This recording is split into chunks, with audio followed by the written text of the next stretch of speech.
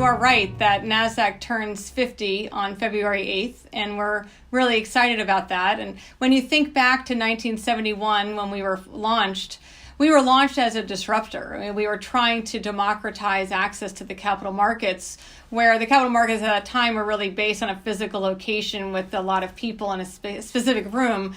We were there to launch as a networked exchange that was available to anyone in the U.S.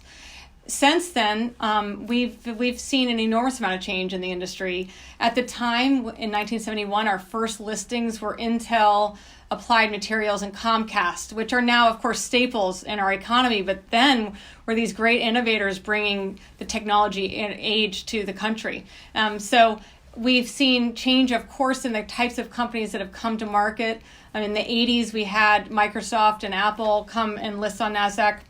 And then in the 90s, we really coined the phrase, or we tried to use as our tagline, the Nasdaq, the stock market for the next 100 years. That's when I joined. So I joined in 93, and we had this great way of thinking about our business in terms of driving the future of the economy. I think, though, that Nasdaq at that point was a little over 20 years old, and we had a market model that was still shifting, but it wasn't really until the online brokers, the retail online brokers were born, which was later in the 90s, that the capital markets really did get democratized. You started to have millions of investors being able to access the markets directly. And today, of course, that's, we've got tens of millions of investors, if not hundreds of millions of investors, retail investors coming in and trading every day.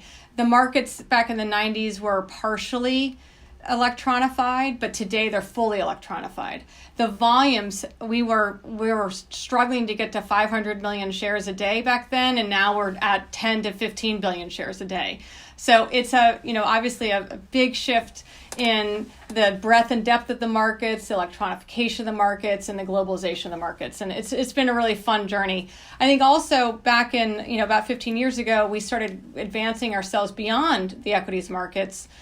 We are now the largest options markets in the United States. We own many of the Nordic markets in Europe.